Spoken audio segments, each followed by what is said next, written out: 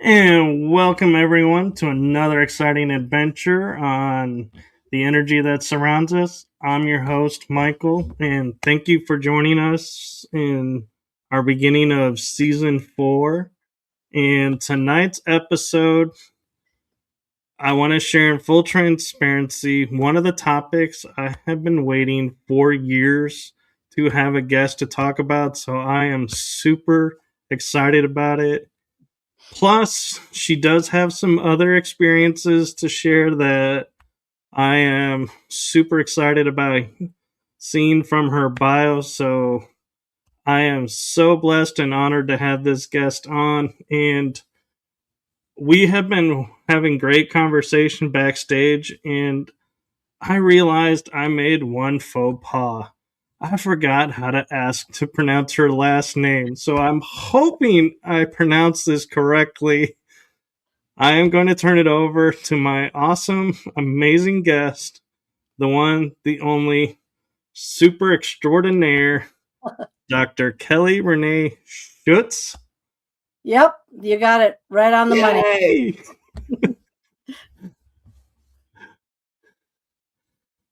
So, thank you for coming on. Well, thank you for having me, and you're probably the very first one, by the way, that nailed that right between the eyes. So good job. We're starting off really well. Well, you know, I would take a bow, but I think they'd rather hear from you. So why don't you give our audience a little bit of your background and what we'll be talking about tonight? Well, that's a long background. I think you know that. 12 books in and a couple documentaries been featured on, and working on possibly doing even a film, possibly. It's been cited that or noted that maybe I should be doing a movie about my life history, because with the paranormal and everything, I fell into this a long time ago. I didn't realize it.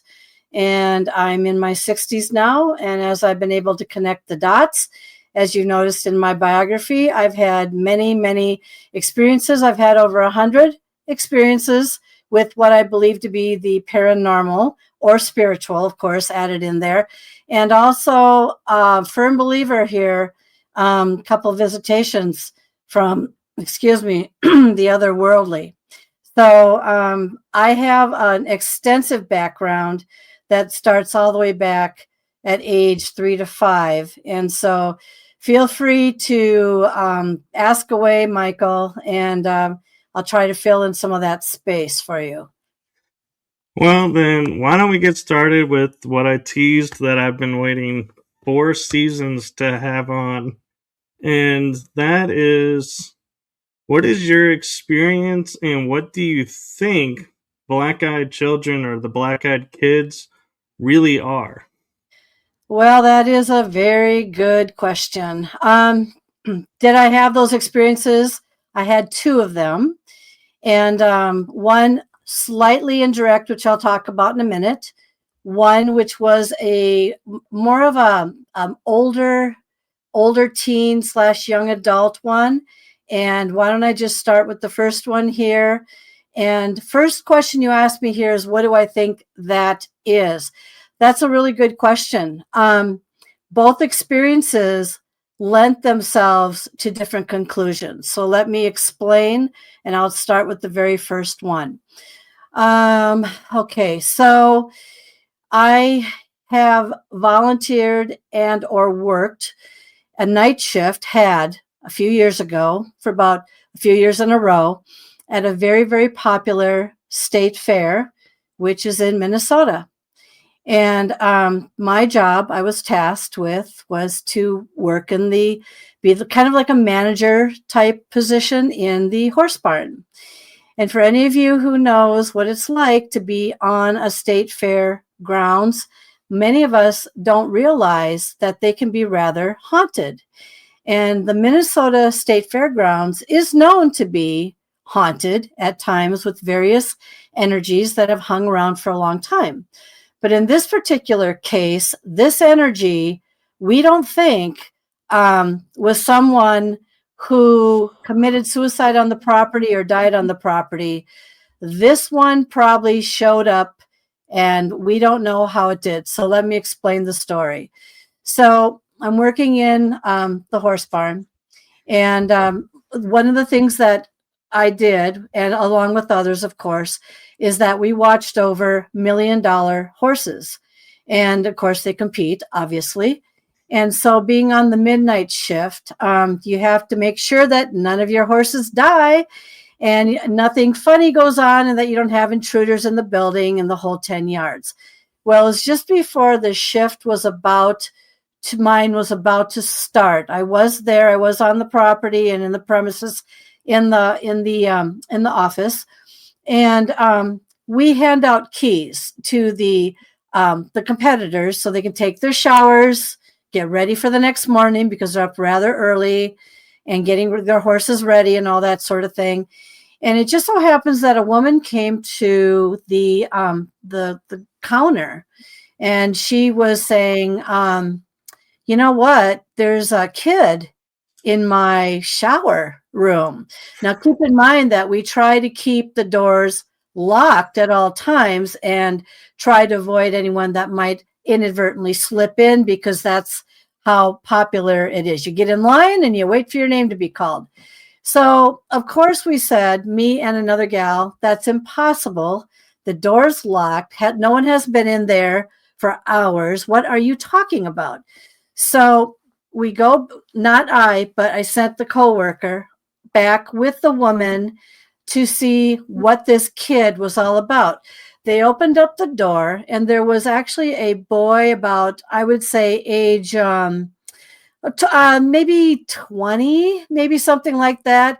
And he was just standing there in the shower room doing nothing, but kind of in a trance-like mode.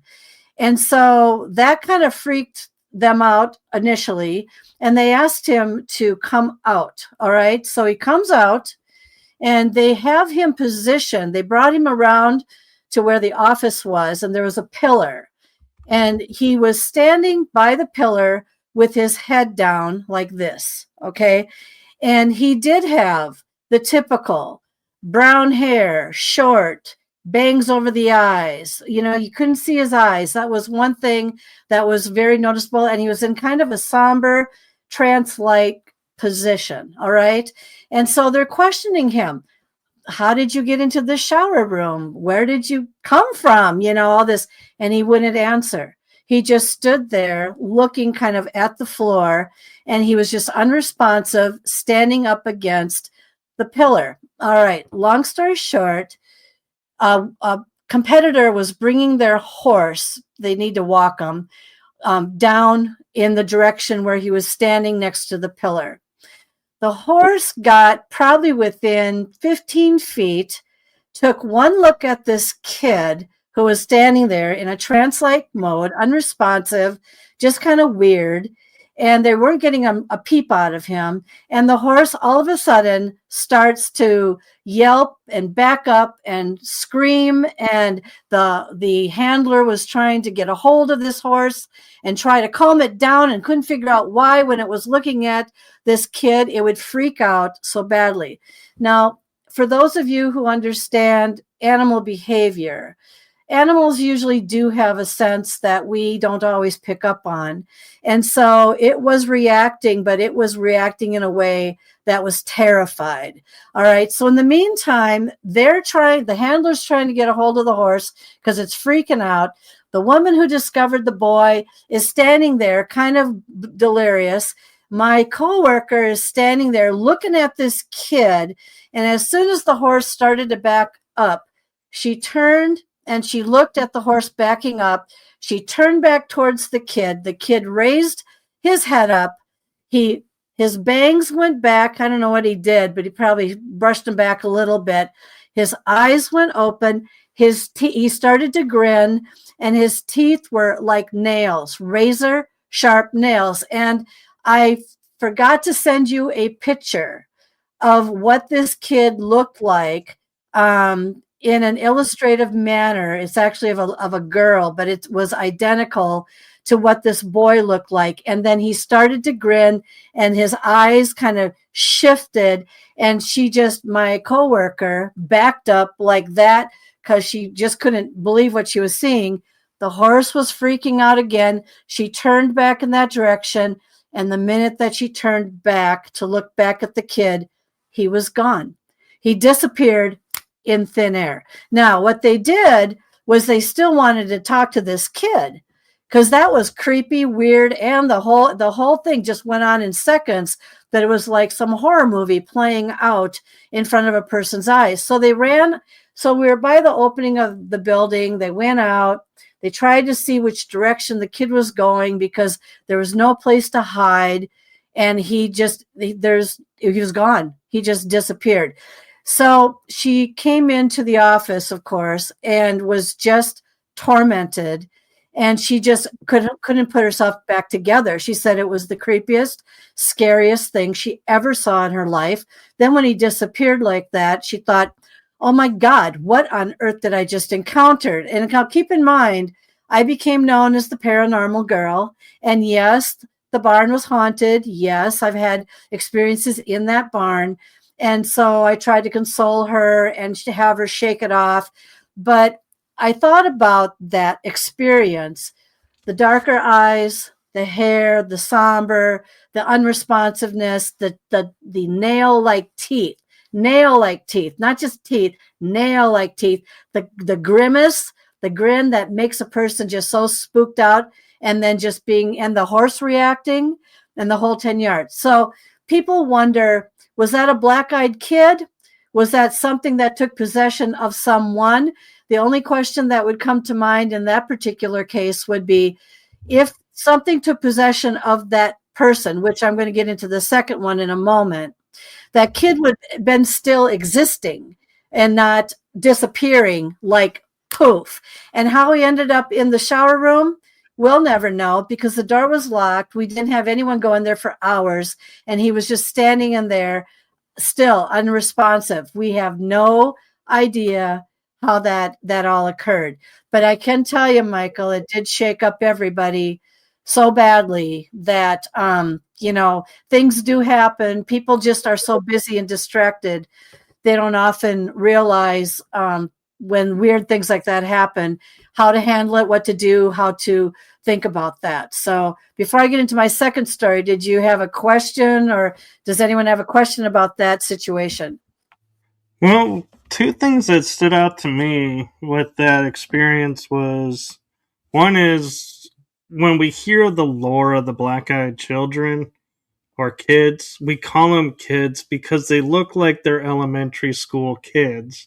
So the fact that he was in his 20s has gotten me unnerved because I'm like, crap, do these kids come in all ages now? Do we need to keep an eye out for, new terms for? Yep. Yes, that's exactly right. You're brilliant. That's exactly correct. Because now I'm going to tell you the one that I went face to face with, which to this day, it's interesting when you're in the. Oh, go ahead. Go ahead.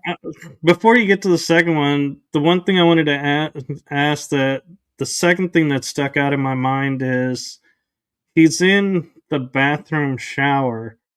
So did he know somebody was going to be coming and was waiting for them? Or did he just happen to end up in the showers, manifested there? Or what was there before? Nothing. So, yeah, those were the backup questions that I had, was like, wait, why is he in this particular area? What was there? Who's he waiting for? Mm-hmm. Yeah. Now, I can tell you one thing. One of the theories that went on, which I think I'm going to have to discount. There was across the road, there's the cattle barn. And there was a young 18 to 20-year-old that actually hung himself in the cattle barn years prior. Not too much, not too long. Maybe let's just go up to maybe 5 to 8 years prior. So he committed suicide in the cattle barn, and he was a young kid. There was also notice by a security person that when they were in the grandstand area and they could see a kid, a young boy, no, I mean young, I'm talking 18 to 20, sitting at the top in a very empty grandstand, sitting at the top, just staring out as if the kid was just watching what was the world go by or go on. So the one thing that I had started to do research on regarding this was, could this have been the cattle barn kid? You know, what was he wearing? Was he wearing the same clothes that he killed himself in? Did he have brown hair? Was it short at the time? You know, see, these are the things that I couldn't ever get my finger on. However, there is a possibility, but the next story will crawl up your spine. So I don't know. Did he manifest in there? He had to have, because the horse barn is literally monitored, literally 24/7. Literally. That's what I was there for, the graveyard shift, watching over everybody, the horses, people that might have stayed at the fair past 12 o'clock midnight. And that's when my little experience face to face came with something that might be even more interesting. So yes, what was this kid? Was it the kid who killed himself? Was it something that took possession of something? Did he manifest? And most importantly, did he manifest into a body that most of us would not think about at the time? But I can guarantee one thing. The horse was so freaked out. My coworker was so beside herself, she could hardly bear it. And it was like, you know, well, what do you say? Yeah, weird stuff happens. And I have had experiences in the horse barn. Being paranormal, like, they always come to me. They come to me in smells. They come to me in sounds, the whole 10 yards. Do you want to hear the one that I had now? Are you ready for that one? I have a theory that I want to ask you first around the boy who committed suicide. Mm-hmm. What we don't really know what the black-eyed feature is. So could it possibly be the kid who committed suicide because he obviously was distraught that whatever the black-eyed is took over his spirit, and that's why he is there? Well, there's a possibility of that. Very true. And the other question that goes on that someone would normally also ask along with what you just brought up, what color were his eyes? His eyes were brown. And in the moment of fear and everything, those brown eyes probably become browner, right? And but I agree with you. These presences that are, and it's not just this fair, it's everywhere. It's in a lot of places that bring about a lot of energy. This fair, by chance, is number 1, number 2 in the entire United States. We are like a human battery. So I've had every report you can imagine. I've had EMTs work alongside of me, you know, doing this as a part-time thing. Okay. And they would share their stories of, for an example, just watching the crowd walk by. And then one day there's this old woman that looks kind of like a homeless woman walking by, except there was one issue. She had no legs. Okay. So she's floating by. All right. And he's like, oh my God.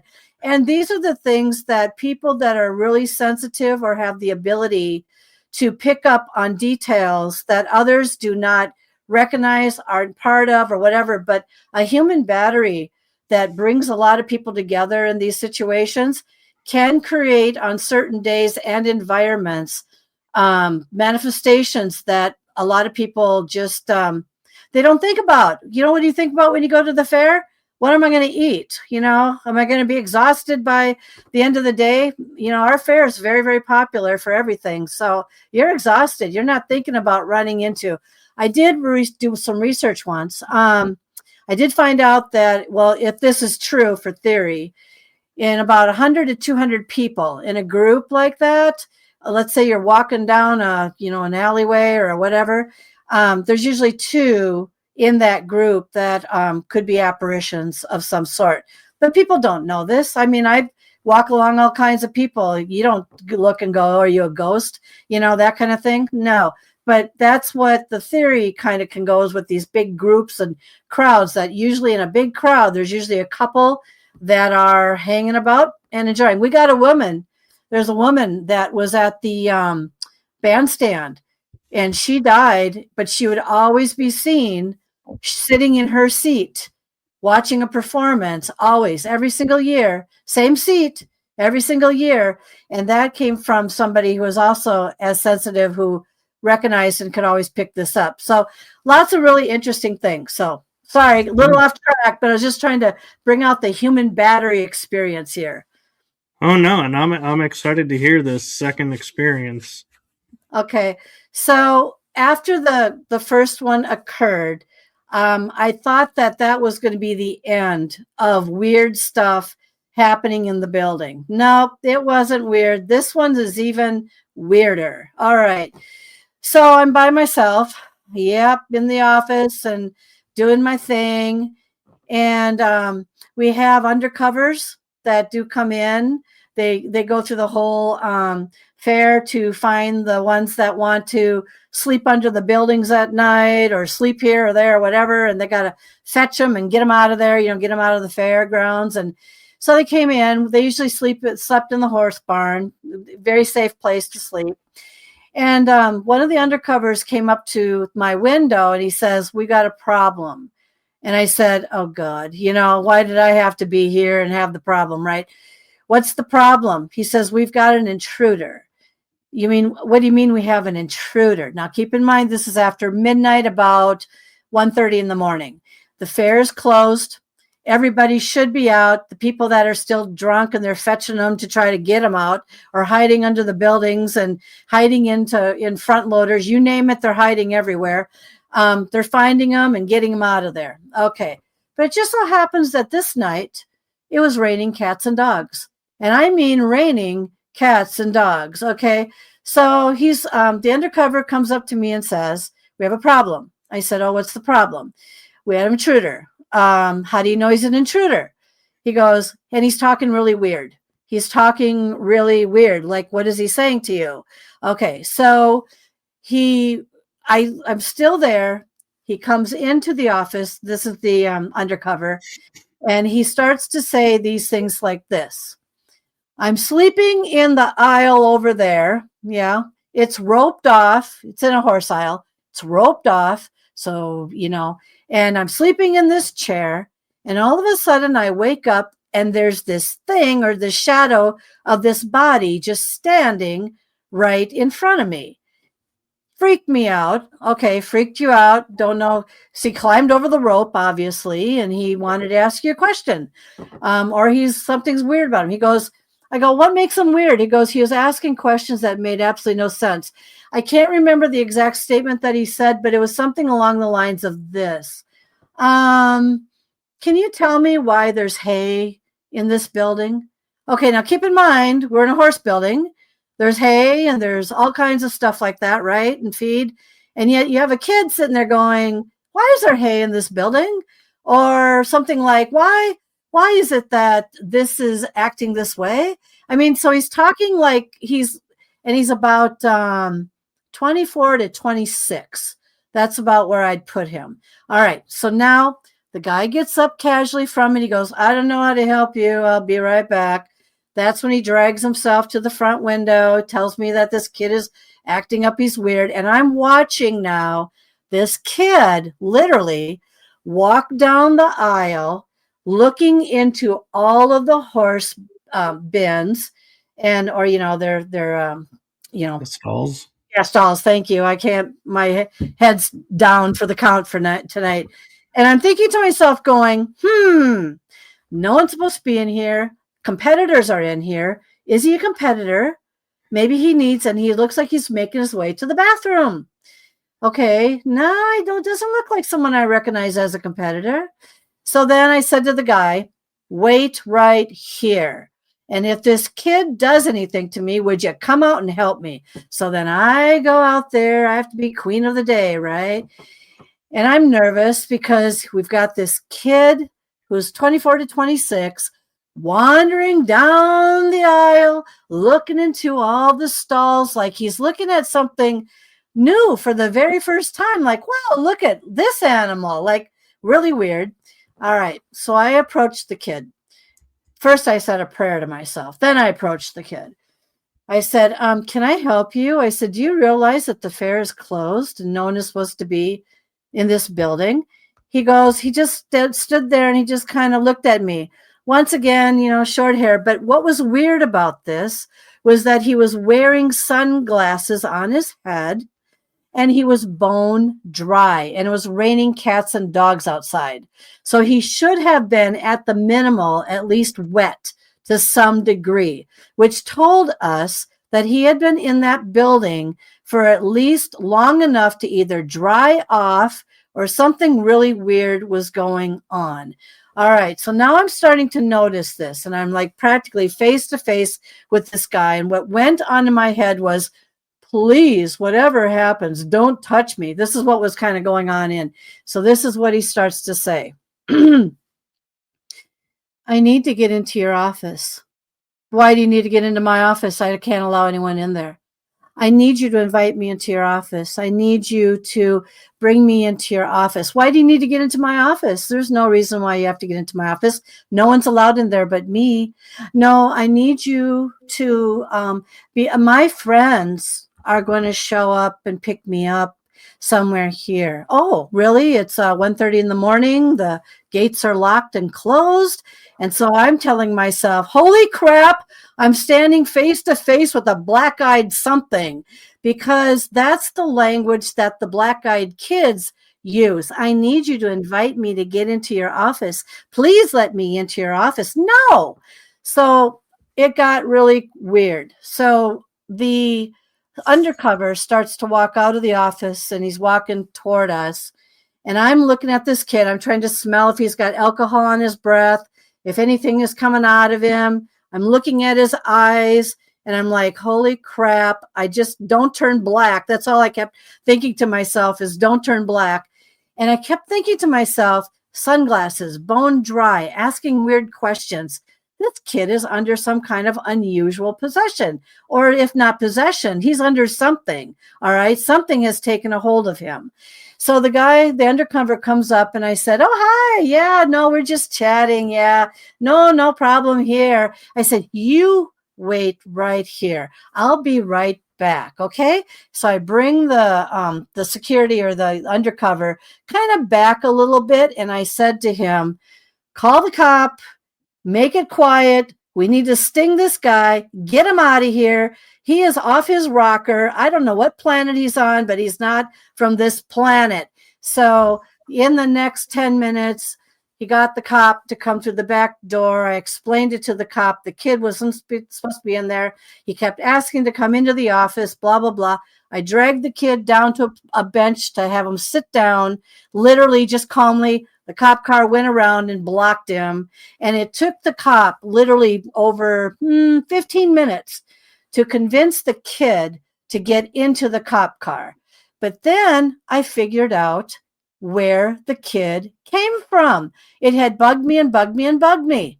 So right next to the horse building is the carnival. The carnival people are not allowed.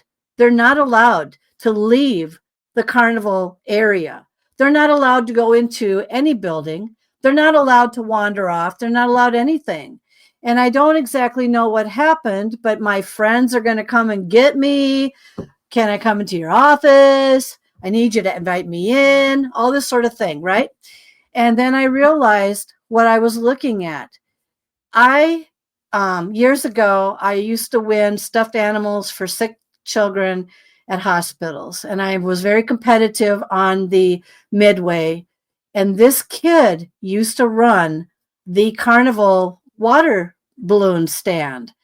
And I thought, oh my God, I know this kid. I used to play the water balloon game all the time.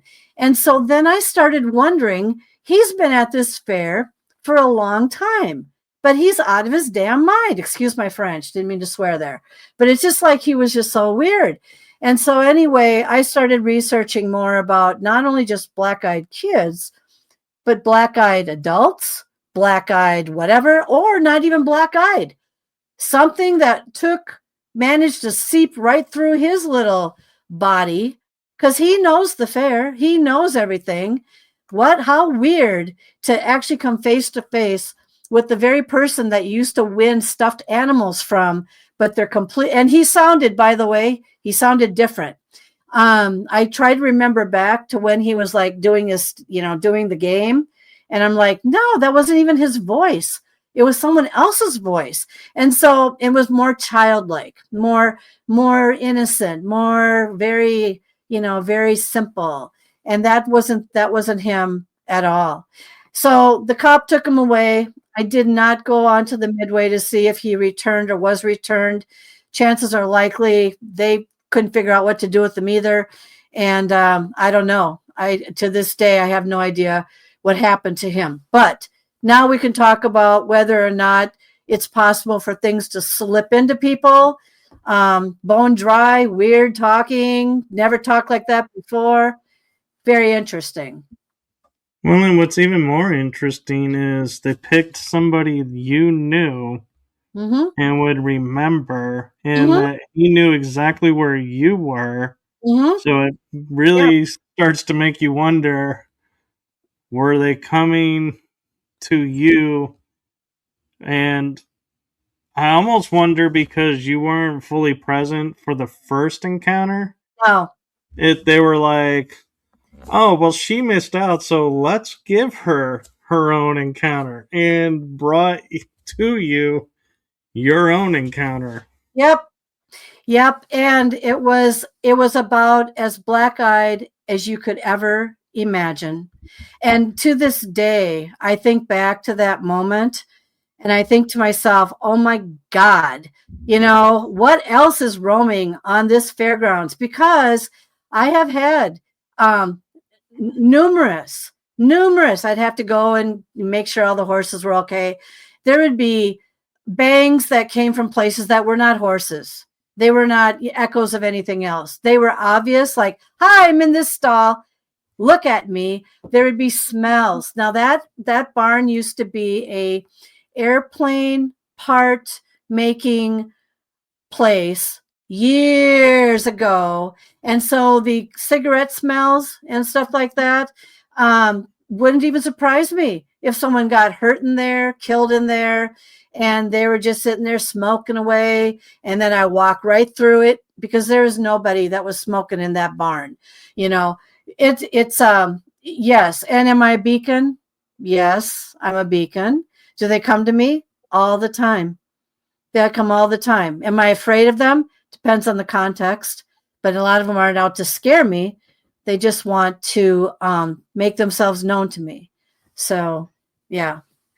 Well, and the thing that I think people often forget, because they get caught up in the fear of seeing them, that there is one interesting rule that the black-eyed children have to follow, and you kind of hinted at it, is you have to invite them in. That's correct. They can't cross a threshold. They're almost like the vampire lore. That's they correct. They can't enter without permission. So if you're watching and you think you are dealing with a black-eyed children or a black-eyed kid or anything that's black-eyed and it asks permission, the answer is no. That's right. And not only that, I knew the minute he threw that out, and he sounded in a childlike manner, I knew I wasn't dealing, once I put all the pieces together, I knew I wasn't dealing with the guy that I always dealt with on the carnival, at his station. That was not his voice. That was a childlike kind of simplistic kind of thinking and asking questions that are just so obvious and he's been on this property for how many years, at this fair, and he's asking questions that are like, hello, you know what I mean? It's just like, who just took possession? I don't know if possession's even the right word. I know I have things slip in and out of me periodically, depending on where I am, and I take on a kind of like the essence of them, and I kind of speak for some of these things. So I've been down that road. I'm not sure possession's the right channeled. I think channeled is the right word that I'm looking for here. And yeah, he definitely was channeled by something, and that something was not of his age, and that something was not of his should be present mindset. Very, very strange. Yeah. But do not, you ever have a situation like that, do not invite, bring, shut your door, walk away, do whatever you have to do. I couldn't. I had $1 million horses at my presence and my stake. I couldn't do anything but. So at the year after, I did not go back. I decided that what was happening is that I seemed to beaconize to the point where everything wanted to now start to visit Kelly in the horse barn. And I made the decision that I was not going to go back because of that. Not because I was scared, but because I now saw a pattern that it's like, Kelly's in the barn, Kelly's here.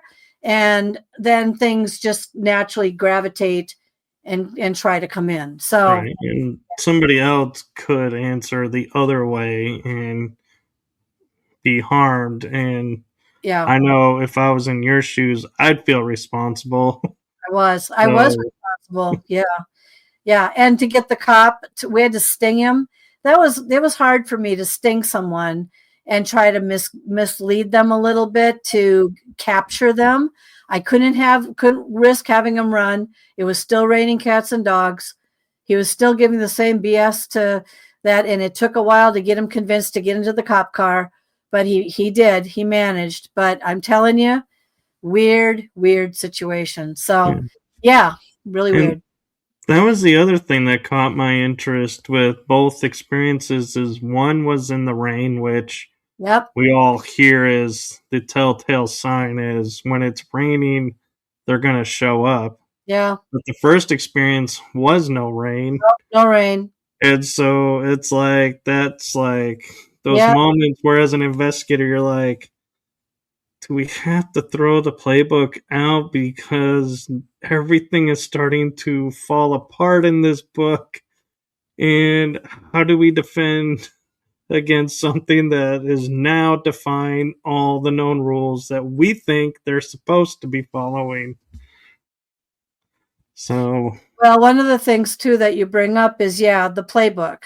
I always thought black-eyed kids were young, from 13 to maybe 17, or even younger. Could even be younger, 4 to whatever. But the black eyes would give them away. I had no idea that whatever this thing was that sounded black-eyed to me and had completely the language of black-eyed, completely down to an art. He didn't do that on purpose. He was serious. And so that's what the playbook, I don't know what is really inside of a black-eyed kid. Is it I hate to use the word demon, what is it? And so I don't know. I have no answers. I can't pull it out of these things, and to disappear, poof, like that. And they're gone, and the horse freaking out and all that sort of thing. Animals are pretty good when it comes to their radar too, so the word that keeps coming to my mind is mimic. Is either it was mimicking a black-eyed or the black-eyeds are mimics. It took me by surprise. And actually, after he was gone, I spent the rest of my evening researching some more black-eyed kid stories, black-eyed not traits, but some things that might lead you to believe that you're dealing with something of that nature, because that's how we had defined it and categorized it. I don't know. I think you can move that now into something more adultish, but he was probably no more than 26 years old. I would put him probably between 24 to 26, and he's been with the carnival for a while. So yeah, I'd say that's about right. So Yeah, wow. It's almost like, how do you top that in experiences? And yet you have two more experiences that jumped out at me in your bio that I was like, man, I would be miffed if I couldn't get these on the show. And one of them is something that's actually fairly new. And that is almost getting ran over by a driverless car.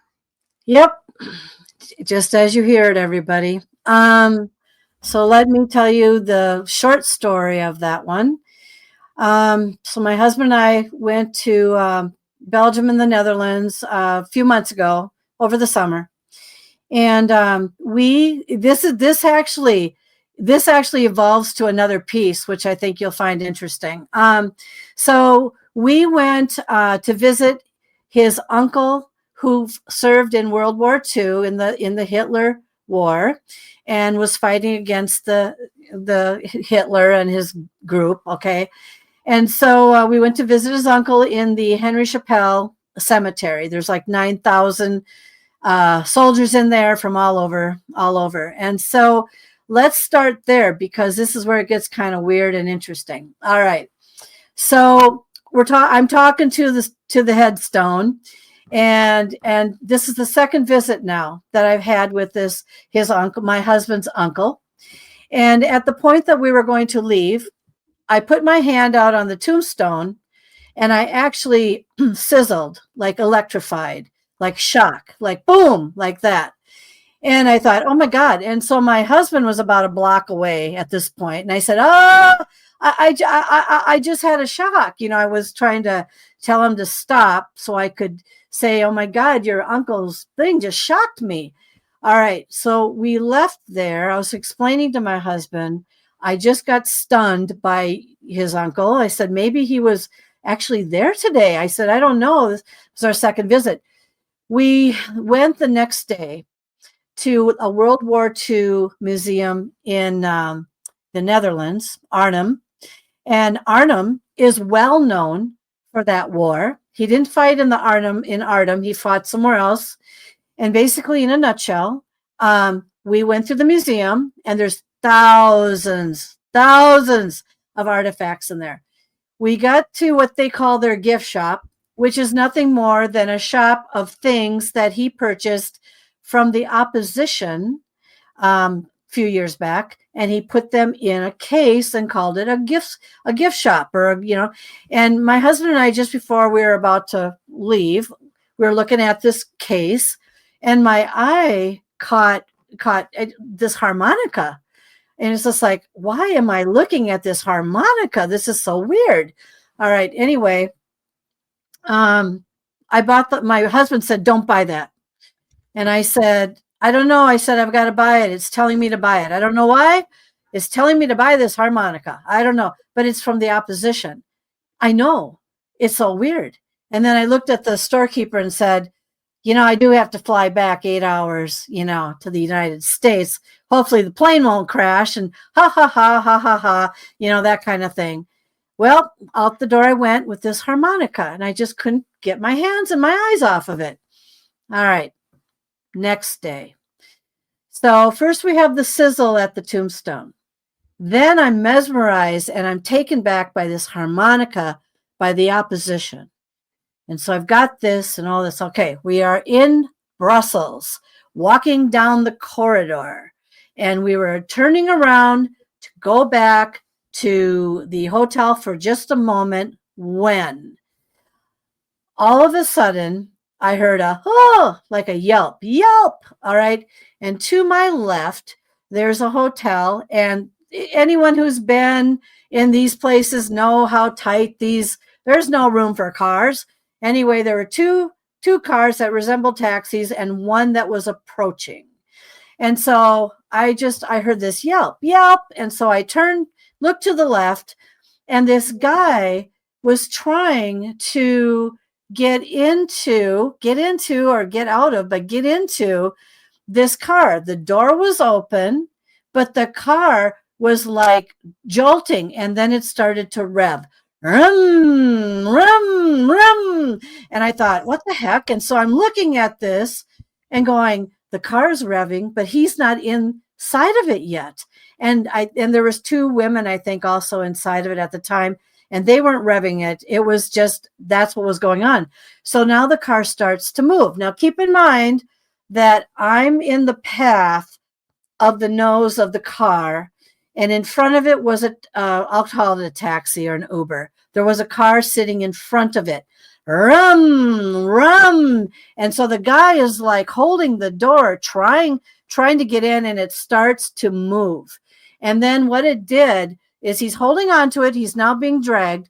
It hits the back end of the car in front of it, kind of like it took on a human personality, and kind of like it was like, get out of my way. You know, it was like a get out of my way kind of thing. It was so weird. And I'm watching this, and I'm seeing the guy, and he's screaming now, and the thing's room. And then it hit what sounded to me like about 85 miles an hour. I'm going to stick to that because it was really revved fast. And then it shot off like a rocket right at me. Now, I was in the path. My husband was right in front of me by a foot. I was behind him. I'm noticing this. Everyone else is behind or in front. And here's this car, and it's like it wanted to run me over. It was like it had a human personality and a mind of its own. And so what I heard when it was like he was screaming, he was being dragged, the thing revved really loud, it was shooting off. I heard in the back of my head, run. And something pushed me, and I pushed my husband, and we went to the side of a wall, and the thing smashed at full speed into this historic building that was like, on the other side of me. Literally cracked the entire window, literally bent the building. Can you imagine the expense? I yelled before it hit the wall, don't look, it's going to explode. Don't look. Okay, so what happened then? 4 airbags went off. Boom, boom, boom, boom, just like gunshots. Boom, boom, boom, boom, smash, rum, and it just silence. And of course, then everyone's all, they all run because they didn't know what the heck happened. The man actually managed to get into the car as it smashed into the building. And so they were checking on him. 2 women got out. They were all frantic, the whole 10 yards. I turned around and I said, what just happened here? I said to my husband, that thing took on a human personality like it wanted to kill me.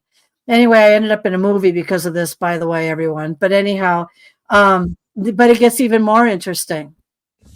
It did not end up in the papers. They kept everything out. It was completely quiet, but gets interesting now. So we're all shaken up.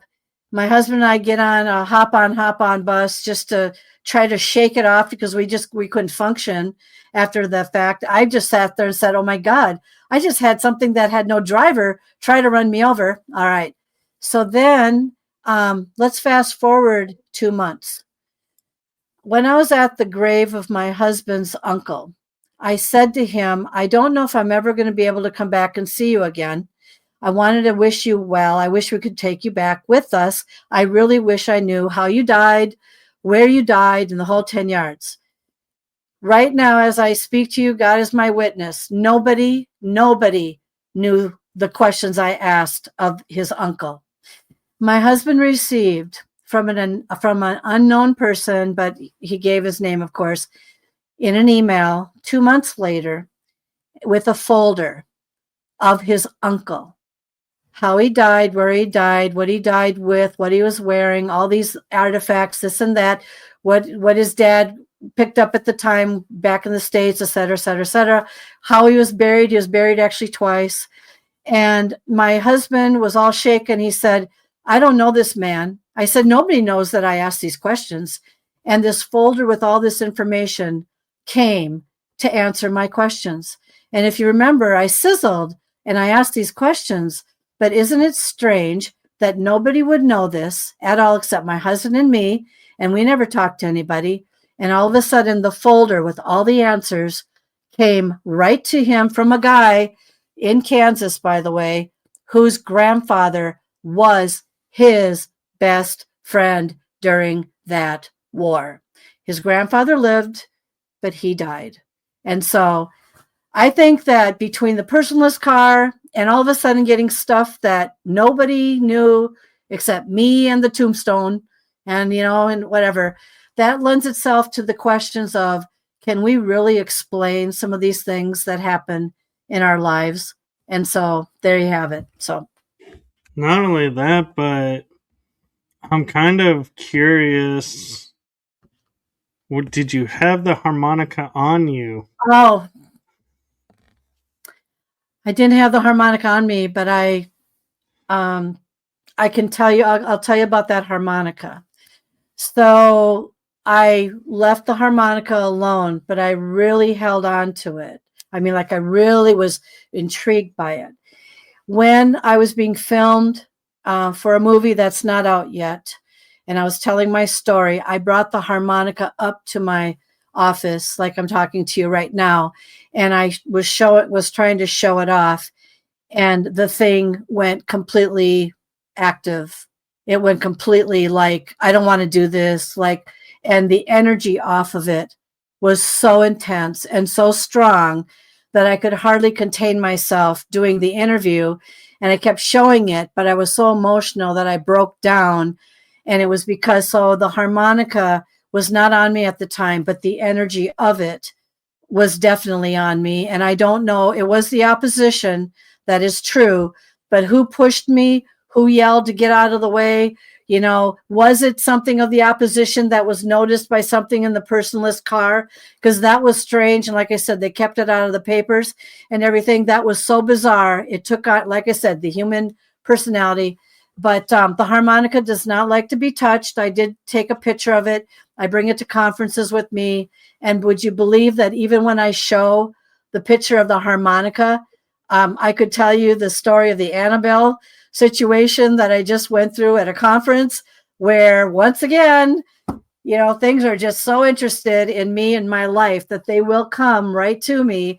But anyway, that's another story, another time. But yeah, it's the harmonica does not want to be touched. So it's behind glass in my house. And it's kind of interesting. So I just kind of leave it alone.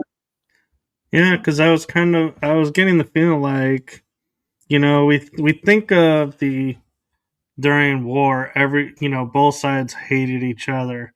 Yeah. But then we have moments like, I think it was it 1912, the Christmas Treaty, where they stopped fighting for Christmas and shared and like were comrades. And then we're like, I'm sorry that when we wake up the next day, we're back to fighting each other, but, at least we'll have this little truce that we, shared for the holidays, that possibly the person who had that harmonica didn't really believe in what was going on and was like, here's a chance to atone.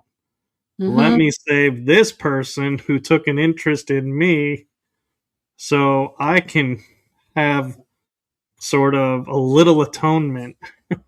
Well, and I did ask the question. I did. Who saved me? Who saved me? I saved my husband. I mean, something pushed me and said, run and all this sort of thing. Something saved me. So I saved my husband. It was not just a natural instinct. Most people say, well, your instinct is to run. No, it wasn't. I was too immobilized watching this guy being dragged by this car and with nobody in it. He couldn't get in there. It was like, and watching it take on such a human personality. That's the thing that people can't believe. There's only one other person I know of that has had a truck or something attempt to run her over. That was Lorraine Warren. And she used to, and I don't know her whole story, but she talked about the time that there was a personless trucker, whatever, that tried to run her over and came right after her. And then when I shared my story, someone brought that to my attention, and it's very interesting. So yeah, very interesting. That is. And We're actually 4 minutes from the hour. Do you have time for one more? Mm-hmm. Oh, yeah, I have time. This one is something that is rather unique, and I don't know if you actually get asked about this a lot. And that is the mantis being encounter. Oh, yeah. Okay. All right. So I hope, do you want me to try to do it in 4 minutes, or should I just tell the story? Tell the story. We have time if you have time. Oh, I have days. Okay. So, let's see, where do I start? So I lived in a different house at the time, my previous home, and I was having a lot of experiences in the house. Everything from otherworldly experiences to and serious ones to lots of paranormal. And so what happens with me is that I'm in my 5th home now. And when I feel like a home is becoming too entertained by the otherworldly or paranormal or whatever it might be, it obviously starts to act up. And I say, it's time for me to leave and go. So I built the house that I'm currently in right now to try to explore whether or not I'm causing this stuff or whether or not this stuff remains to still come to me. And the answer is it's still coming to me. Let's go back to what happened that day. Was in my office. I'm a workaholic. I was in there till about 2 a.m. Decided to give it up, for the night, went to bed. Probably was not in bed more than 10, 15 minutes when all of a sudden, didn't hear anything, but I certainly smelled something. And it was kind of a wretched, perfumey, musty type of smell. And it's just wretched. Okay. And I turned over and I looked at my husband, who was sleeping intensely at the time.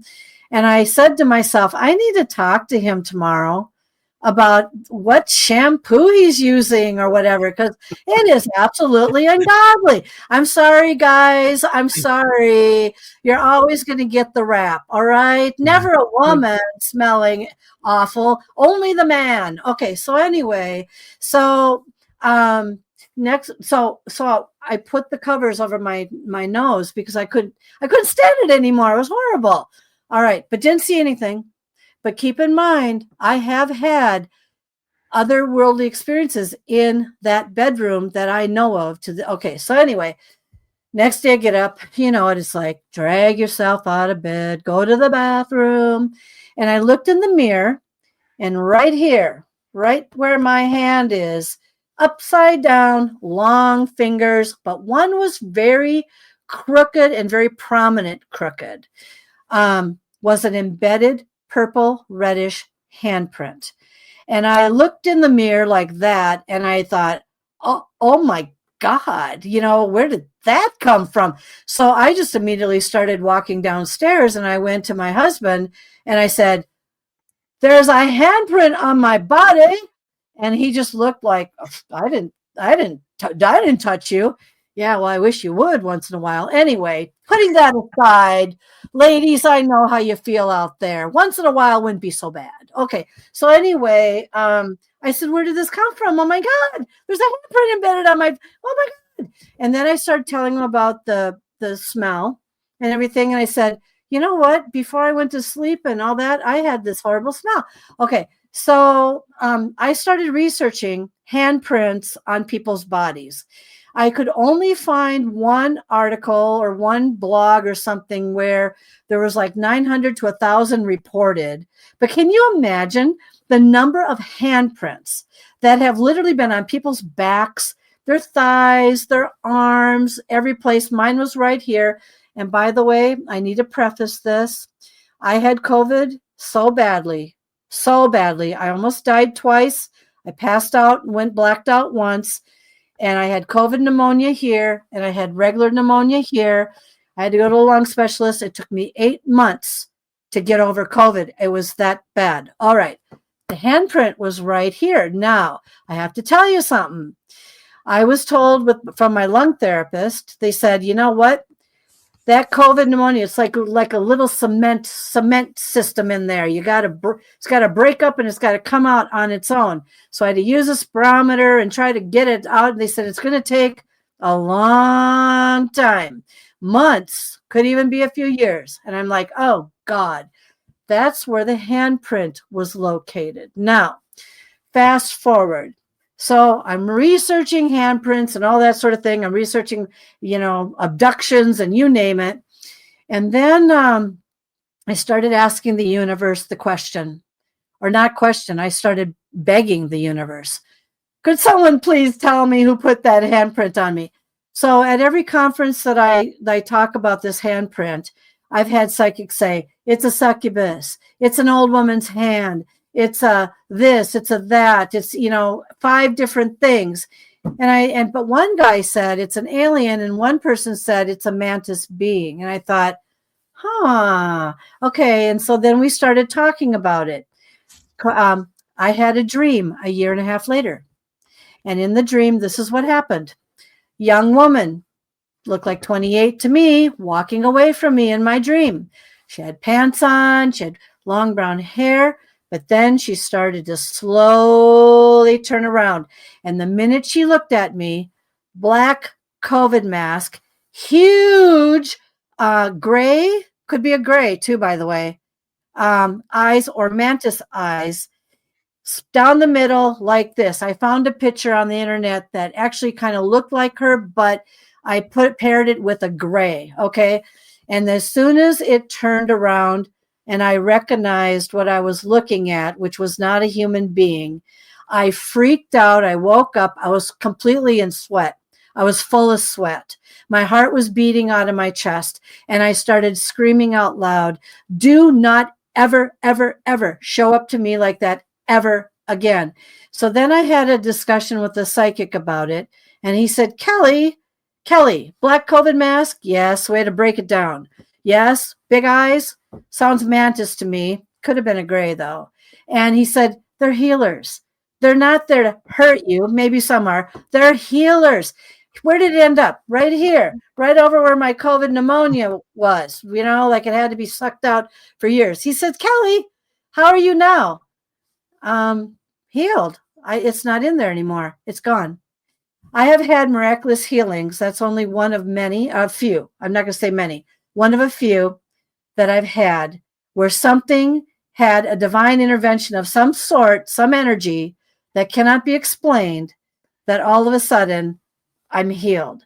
To this day, I will stick by the gray and or mantis theory with that because I've never seen it since, never seen, nothing's come to me since or whatever. I'm healed. Very strange. And the handprint, by the way, stayed on my body for 3 hours and then went poof like that and disappeared. It didn't just drift away and dissolve and disappear. It just disappeared. So that's my story. And it wasn't the shampoo after all. And I will never really know what it was, but the crooked finger, long fingers, crooked, the closest I could come to was a mantis finger on that or a digit. But who is to say that a gray might not have a crooked finger as well? So that's the story. True. And I will say, as you were describing it, I was like, yeah, I think the mantis was there to heal you based on where everything happened. And then I started thinking about something interesting that we were talking about before we went live, and that was that you had experiences when you were 4, and then it was like 7 to 9, and then nothing in your 20s, and then 30s, 40s, 50s to today. And I started thinking about that and going, not only is that sequential and in period time, but could that be a building block? Because you call yourself a beacon, and so each one of those experiences were building your awareness and your preparedness for what's happening now. Yes. Yes. Yeah. I didn't know it at the time, but when I look back and I start thinking about how I became telepathic, psychokinetic, clairvoyant to some degree, clairsentient, definitely, clairgustance, clairsensitive, the whole thing, all the clairs. I was being prepared for these moments, and that is exactly right. Would I have been able to have handled it during those times? I don't know, because I wasn't intellectually on top of this stuff, because I fell into this over my life. I used to work in law and be a college professor, and then all of a sudden this, I just fell. It all started with the book, because I couldn't take not sharing my experiences anymore, and I was getting tired of people telling me it was all in my imagination, or you're making this stuff up, or whatever. No, I was never making it up. I could not figure out what I was going through. And then now there's nothing that's going to convince me otherwise. I know exactly what happened in those periods of time, and I know exactly where my gifts lie to this day. And I don't think I'm done yet, because I keep having experiences, and they're very interesting, but they come when they want to. And a lot of times I'm not afraid anymore, because they're not meant to scare me, but it's more like intrigue, like interesting. I need to really think about who just did that. Spiritual, paranormal, otherworldly, whatever, what did that, and to try to fill in the extra piece. So, And one thing other that I noticed when I heard your verbiage in the mantis story was, I think you knew it was there to help without knowing it, because yeah, most people, when they see or sense something present, they say, "Get out. You're yeah, not welcome here." Your response was, "Don't show yourself like that again." right. Like, wait a minute. That's kind of an inviting statement. And if you were like freaking out, why are you inviting it back? Mm. Well, the thing is that I was so terrified. When I woke up, I was surprised, full of sweat, right? It's like, oh my God. Now, a woman would say, oh, you're of the age, you're having a hot flash. That was not a hot flash. Okay.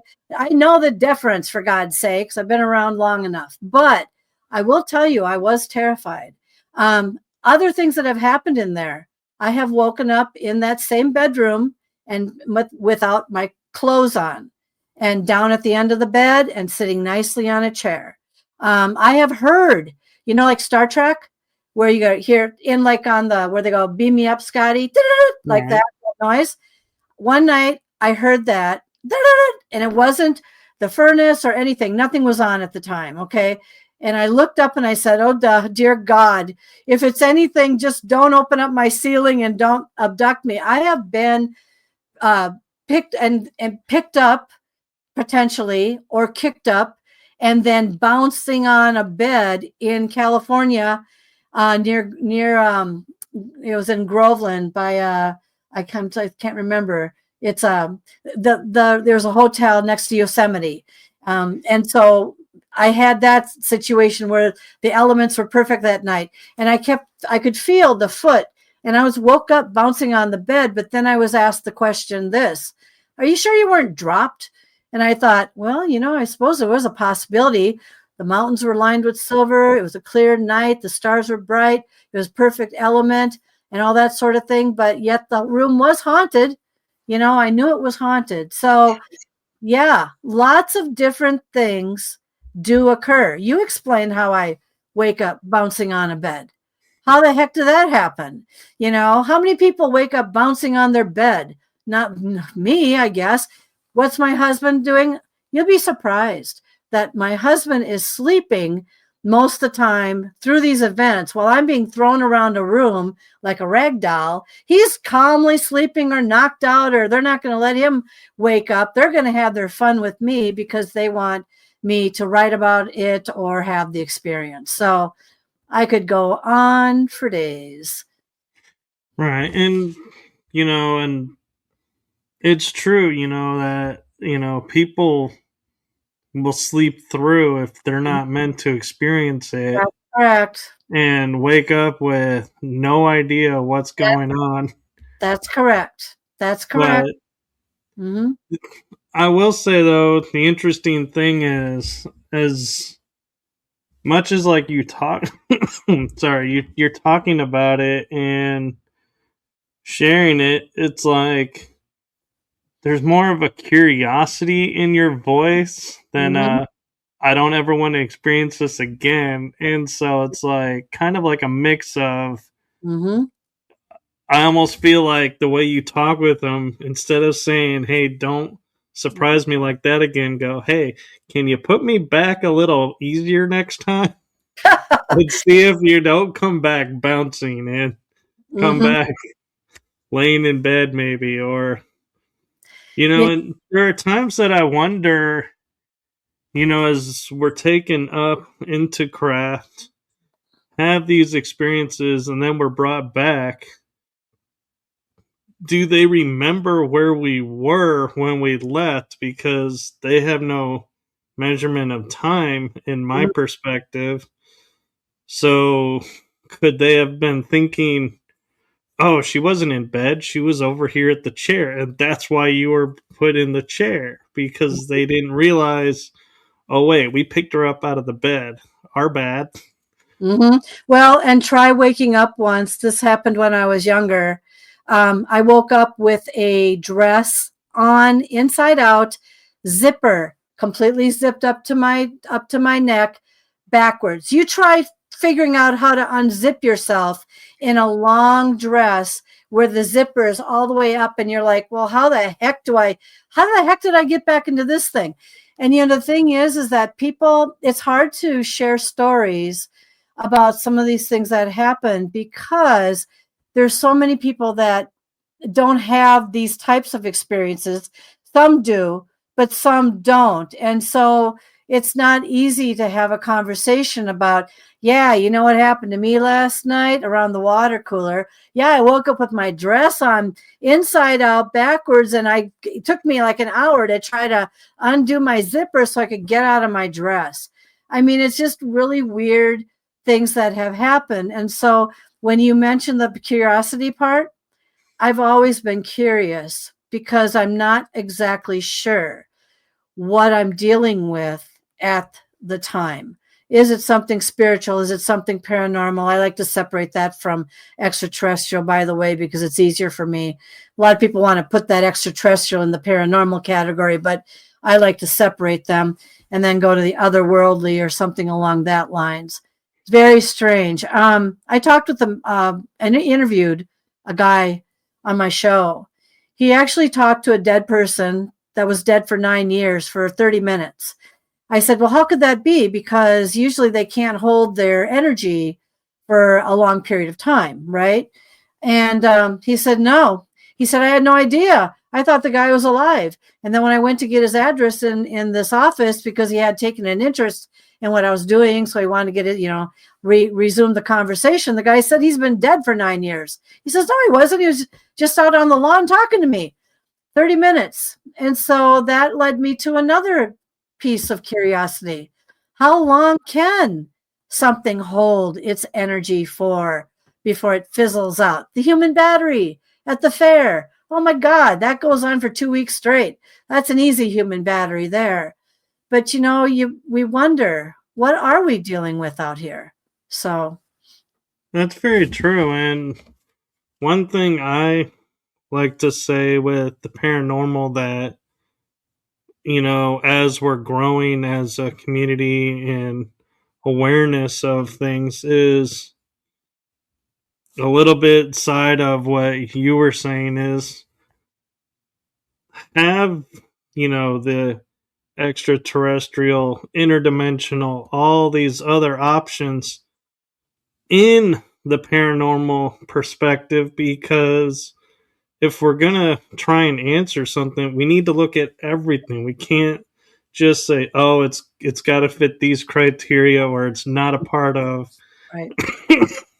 Because we're missing the boat. And what I was thinking about one day was, we watch Star Trek and, shows like that. And we're like, well, how do we make first contact? We study them first. Yeah. And then we make contact. Yeah. Well, who's to say the ETs aren't doing that, and the shadow beings or, apparitions that we see that don't make sense? Yeah. Could it be an ET trying to see what first contact would be like? How aware are we? Where are we at in our awareness? And we're misidentifying it and creating categories that don't really exist. Right. That's right. I mean, at what point are we going to actually be definite at something that we're still trying to figure out? I mean, there's people I interview that feel like they've got things figured out, but then there's usually questions that go along with it. And then that extends to other questions that go along with that. And so, by the way, I did capture a very significant shadow being a year ago on my birthday in a now haunted historic train car. And the only thing that I was able to figure out was when you use your camera phones, put it on night mode, and it's usually around maybe 3200 ISO. And I just had a feeling. And so we were in there. It wasn't known as anything haunted. I just had a feeling. And this one, by the way, made my hometown newspaper. So it ended up in a number of places. But, I go boom, boom, boom. You know how you do that really quick. Sometimes you can't get it there, but you can get it. I call it right in the middle, that sandwich, that image. And so it was very interesting. It was facing my shadow. And from what I understand, shadows can't create shadows of themselves. And it's a long story, but I could make out, and I filtered it. It was some kind of a female, long brown hair, wearing a coat. But the question is how did she get in to that train car? It was a passenger train car that was then a dining car, but then it was a refurbished car. And so did the parts of something else that they brought in to bring it back to its glory days, did that have energy on that? And it was brought into that car. So there was questions even beyond whether or not it was ever there or if it was residual. It was another perfect night, by the way. It was clear. It was starry. It was perfect, for the elements. But, there are questions with that too. Can energy, yes, travel from places or pieces into other places and then now haunt it because it's part of that piece? I don't know. It's interesting. It is. And it raises the interesting point of, there are paranormal investigators who like to say, well, this spirit is stuck here. Mm-hmm. I'm like, it's energy. Yeah. How is it stuck here? Is it in a room of mirrors? In which case, yeah, it could be stuck because that's a trap. Yeah. Or if it's just open space, I'm like, how is it trapped? Energy can go where it wants. It's choosing to be here. It's not stuck. Yeah. And I don't know. What's your perspective? Do spirits actually get stuck, or is that a misinformation? No, there was a mirror in that hallway, but I don't know what the age of it was. I know that silver-lined mirrors have a tendency to absorb and can take in some of this energy better than some of these newly created mirrors, although that's what I've been told. I'm not sure if that's fact. Are they stuck? I'm not sure. When that gal or whatever it was showed up in the hallway, I wasn't expecting it. I knew if something felt off in the hallway, it was pitch black. That's why I put my thing on night mode and I started click, click, click, click, click to see if there was something in there. And when I captured it, my heart, this is the other thing I can tell you about investigating. Just because you've had, like me, 100+ experiences from this to that or whatever, doesn't mean that you don't still become scared and taken back and frightened at what you captured. because when I captured that, I was shaking, going back into the other area where my husband was. And I said, here, look at this. My God. And I have been in this field forever, and yet I still get frightened. And so it's hard to say about energy, whether sometimes it's residual or the elements and things line up just right, so it allows them to manifest in some way, or if they're hiding in the mirror. I don't know where the mirror came from, you know what I mean? But it was in the hallway, and that's a good place. They like to go in and out of that mirror. People don't realize that. So I'm not a big fan of mirrors anymore, because it seems like they're portals to something. So I've had that. So, yeah. Well, if you ever want to research mirrors, Myrtle's Plantation. Oh, I can talk about that one. A famous mirror that it's mercury glass and has been replaced 8 times. Yeah. And in the exact spot, the handprint appears. Yeah. That mirror, yes, you just hit it. I was waiting for you to say that. I was on a tour. We were told that mirror is not even period to that house. They got it at a garage sale or one of 8 times. They get them at garage sales. They get them from somewhere else. But it is interesting about that handprint or that image, And so a lot of times, even in these bed and breakfasts that I stay in, those artifacts and stuff that are in there, they're not even period to the home. They go and they get them so they can make the ambiance appear more of the period of the time. And so, like with this train car, they had to find some replacement parts. And so who knows if something was brought into it from a replacement part from something else that happened somewhere else. Yeah. Right. Yep. Like an asylum, mirror from an asylum brought into the train. Yeah. Yeah. Could be anywhere. But I wasn't going to talk to the owner about it. They weren't home at the time. And the last thing you want to do is ruin somebody's business. So, because if people are afraid of that, people either go to that and they're very popular, or people are afraid of that and they don't want anything to do with that at all. And by the way, it was calling my name. And on my birthday, that was my present. So and we had Northern Lights that night. And so that's why when we're talking about energy and things really lighting up and everything, the conditions were right for some type of manifestation, but I wasn't expecting that at all. But it's a remarkable capture. So it is. And talking about phone cameras for a second, I just had a thought pop in my head, because we're trained as investigators. You take at least 3 photos in sequential order. Yeah. But camera phones now have burst mode. Yep. So is it better to use the burst mode or to still do the 3 individual pictures? I did both. When I can answer that also from another perspective. When I started out with I call it the sandwich effect, I used a disposable camera. Click, click, click, and was able to capture things on a high ISO film, did a disposable camera. That was years ago. And that's when I started learning about orb energy and stuff like that. And so I think anything that's manifesting and the right place, the right time, whatever, not everyone's going to capture the same thing. Could my husband have used his phone and captured the same thing? I can answer that too. I used to be a professional wedding photographer. I'm still a professional photographer. If you have a filter on your camera or your cameras, some of those are going to filter out some of that type of stuff. You got the dust and this and that and whatever, and the droplets. Okay, very good at picking that up. But there's some things that aren't dust and droplets and this and that and whatever.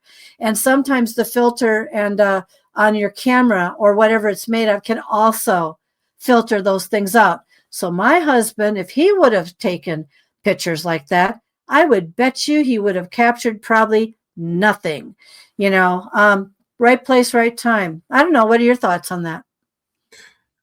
Yeah, I think it's interesting because there's timing in the 3 photos where, the phone processes it, stores it, and says, okay, we're ready for the next one. So there is time for whatever's going by to appear or not appear in the 3 photos.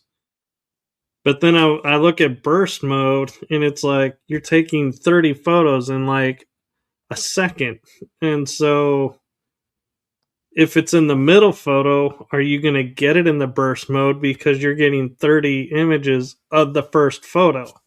Mm-hmm. Yeah. So is that a benefit? I don't know. It creates a quandary because you're like, how many burst photos do you need to equal these 3? No, that's a good point. And also along that lines, not always will you be successful. I think there's a lot of elements that have to line up. I'm used to doing the click, I don't think I had the burst once. And yes, I agree with you. All you get is the same image 30 times in a row. And it's like, well, that got nothing, right? But it's timing, right? So I don't know. Yeah. I do the click, hoping that if something's going to show, that my timing is such that I can get it. You know what I mean? So yeah. And then real quick, do you think Apple inventing the motion photo was a benefit or a hindrance to the paranormal? Oh, I think that's considering things that, are you talking in terms of making a still picture, all of a sudden be able to move and turn to somebody and smile and do whatever? I'm referring to, like, say I was to take a photo of you right now, you would be still to the photo, but when I look at the photo, you're actually moving. Yeah. I did the AI thing. Actually, they were promoting this thing on Facebook or something, and for some reason they I think they grabbed the picture from my Facebook or something like that, and so I actually watched myself what they did with it, and I about laughed my head off. Sometimes these things don't do a good service of anything because you really don't want to sit and make a moment that really never occurred. I mean, I'm a someone who believes in being authentic for the moment. And here you have these 2 people sitting there, and then all of a sudden they're looking at each other, or they turn to each other and they start kissing each other. Well, how do you not know that 5 seconds before that they're just saying, "Stay your distance. I don't want you in my shot." I mean, it's kind of like creating a false narrative. I think that's what I'm getting at, of what's really happening in that picture. And so I don't like the idea, especially when I saw what they did with my still face. I'm like, oh yeah, right. I don't look like that with my side view, not even close, very interesting though. Unfortunately, the way it's going right now, it seems like unless there's a kibosh on it in some degree, it's going to actually probably cause some interesting issues in the future if it hasn't already. So, yeah, I agree. And so thank you for your coming on and for your time and sharing everything with us. Yeah. And we'll definitely have to have you back on because, like you said, there is so much more that we could delve into. But before I say goodbye to everybody, do you want to promote your books and anything coming up for you? Well, sure. You can find my books on Amazon. I would say the best books right now that are out is Phenomena and Unexplained Happenings. That's the one. And Haunted Life. And then there's also Manifestations and Message Received. Those 4 books are my top sellers. And they've got lots of stories, lots of insight, lots of questions and all that sort of thing. And if you really want to look me up to a larger degree, go to my website, www.paranormal paranormaluniversalpress.com, and you'll get a good look at what my life started out so simple, and now look at how it's evolved to a point that who knows what's next. So, but thank you for having me on. Actually, it's been really fun. Yes, and before I cut to the outro and say goodnight, I want to say from my heart and the heart of my shows, thank you for what you're doing for the community, not just the paranormal, not the extraterrestrial, but all of them, because it's seen and your sharing is making a difference. So thank you. No, thank you. I can say the same back. Thanks so very much. This night has not disappointed.